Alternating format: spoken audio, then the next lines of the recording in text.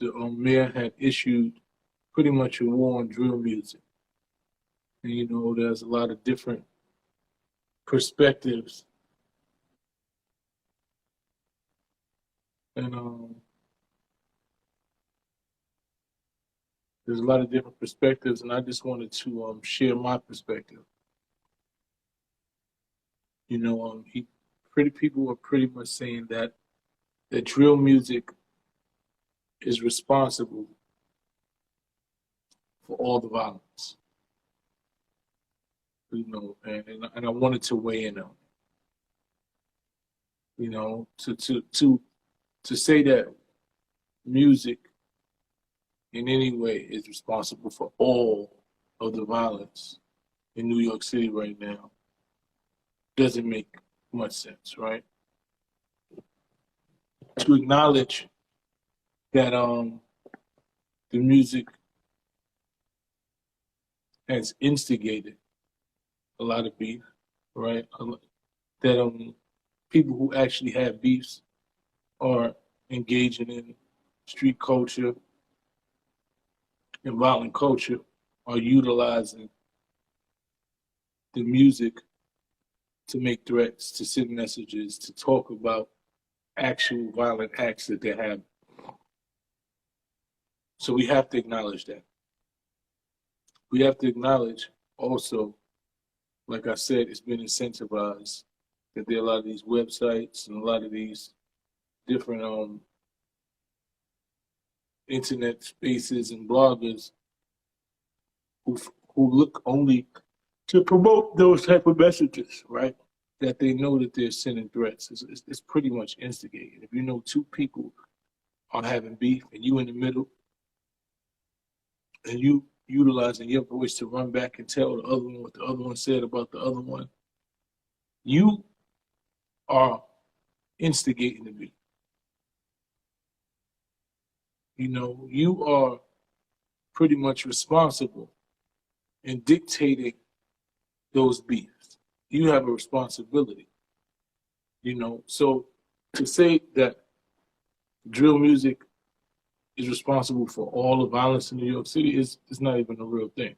But to be able to acknowledge that there are drill songs and, some drill artists who utilize the music as a call to violence, to advocate violence, to elevate violence. If we sit there and say that that's not true, then we wouldn't be honest.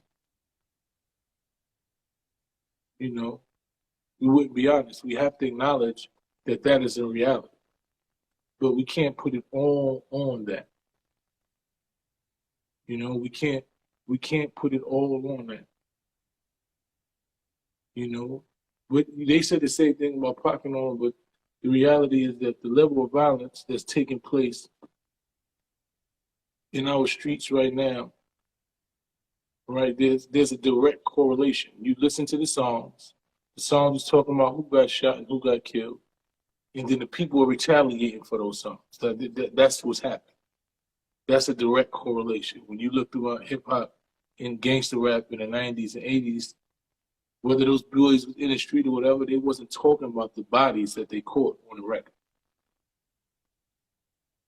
It just wasn't happening. They wasn't talking about who they shot on the record. They wasn't telling you who they was going to shoot on the record. That wasn't the thing.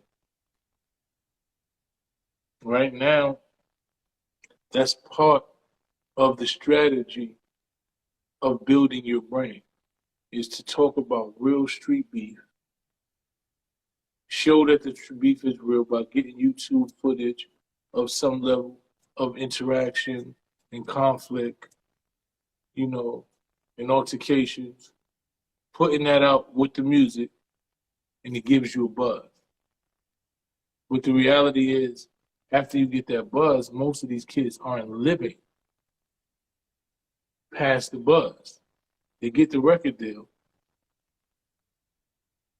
They start getting a little money, and then they either get killed or have to go to jail. Because the life and the actual acts that they advocate and they talk about and they speak of in the music are really happening. And those acts catch up to you. You know, so there's a plethora of things. So another cause of violence is just poverty, right? There's nobody who isn't poor, right? Just committing drive-bys. Most of the people who are committing drive-bys and outside in the shoes come from impoverished communities. Poverty is violence.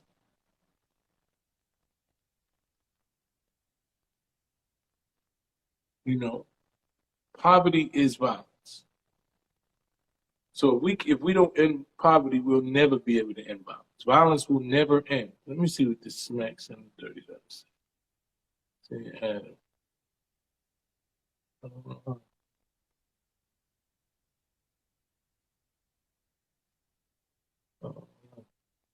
I'm trying to. I won't let you out.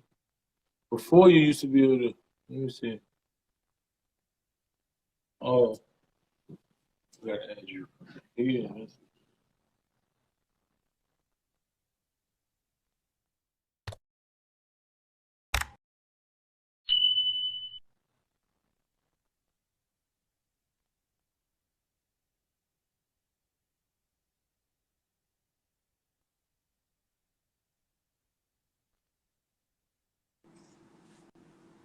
What's going on? Mice, what's going on? Okay. Now I'm tuned in to what you're talking about. I agree with you saying, but you don't think that the labels and the people that's buying this stuff is should be held responsible along with the what's going on? Because it's not like they just rapping. Like you said, what's going on in the streets? They rapping about what's going on and what they actually doing on their music. But when you look at the eras before of the people who was doing that, the Chief Keefs, that whole drill wave is emulating that to see this is what we could do to get on. I agree.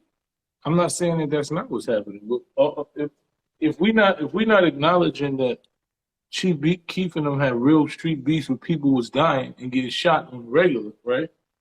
Like that was the thing. The whole Warren Shower, all of those people were birthed out of one of the most violent times in Chicago history. It has been documented, right? And it birthed a whole genre and culture that encompass violence. Let me say this. We have to acknowledge that. It's not like everybody in the world seen the documentation on what happened in Chicago and just everybody just start committing acts of crime. Mm-hmm. What's happening is, like you said, what poverty at is going to be violence. And every inner city in America, we got poverty. You got gangs, you got drug dealings. Everything it ain't a coincidence that we all gravitate to the same type of music, whether you from the South, New York, wherever it's at. If it sounds like it could correlate to what we doing and what we from and what we witness every day, we gravitate to it. So saying that to say this, the Chief Keefs put a platform what opened up the door for what's going on in the streets to be catered to on record. It made it cool because that's what's selling. And then you got artists that been in the game for 20, 30 years that still, to a young boy that's rapping, that look at these artists and say, these dudes ain't never touched guns or coke in 30 years, but they still got the platform to talk about the stuff that they used to do, but they not doing it no more. So if I'm a young artist and I see that, that's the type of shit that's gonna say this is the way to get it. This is what they talk. They talking about the young boys and that they don't put no names on it. We the ones that's doing that shit. So what it then line at between self accountability? Everybody got to wake up and say, yo, this shit. At what point do somebody in the crew and say this shit that you talking about on the record, we actually did? That nigga gonna go to jail behind that, bro. And that's what I'm saying though. So I heard everything you said, right? You talk about an OG that is still getting millions for talking about the shit that they did in the streets, right? And we want you to be honest. I think hip hop itself is the soundtrack to the streets. Is the soundtrack to the street culture for the most part. That's what it was birthed from. So that honesty is what you gravitate to, even whether it's drill music, trap music, rap music, whatever it is, the authenticity of the artist and individual makes you gravitate to them. So when you talk with artists that have been talking about this shit for 30 years, if you don't hear the different perspective that they talk about it, right? If you don't hear Jake talking about how he went from shaving coat to now he in the boardrooms and he owning this, and we can't keep killing each other, and they got us pitted against each other. We need to be owning this, and I'm a billionaire. This, and it gets different when you get to a certain place. You know, when he was talking about the streets is watching. Even if you listen to the streets is watching, it was a story just basically saying I can't even do nothing to you because it don't even make sense. You understand what I'm saying? Like, I know what niggas want me to do. I know what y'all trying to get me to do. But I'm smarter than you. There was always a message, right, that was actually trying to uplift you and move you away from what he had to go through. So even though he talked about what he went through, his every album was elevated toward moving away from it. Yeah. You understand what I'm saying? And every song gave you a perspective that didn't just stay in it. I'm just on the block hustling all day. I'm shooting a kid. He like when he said, you know, when he's talking about Lucky Me, and when he's talking about regrets, all the shit that he went through. I wish I didn't have to do this. Like those were soundtracks to the average hustler's life. And some niggas change their life and say, yo, if Jay can stop hustling and get $1 million and $1 billion, I can too. I watch a lot of niggas transform from the streets and want to be businessmen and want to own shit because these niggas was talking about it.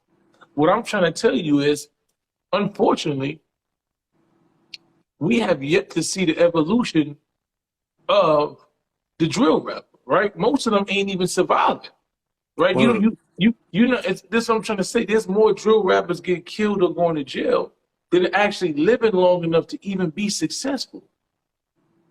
You understand what I'm saying? So we haven't seen any of them transition to the next phase. We say, oh yeah, they got a record deal, but most of them is getting a record deal to get killed or go to jail. They're not even enjoying the record deals. Most of them. And the ones that are, every day they in some beef and they're barely escaping it. So what are we saying, right? Because I'm all for every man getting money, right? I don't want to knock nobody's hustle, but at the end of the day, if your hustle is detrimental to my life, then I can't co-sign.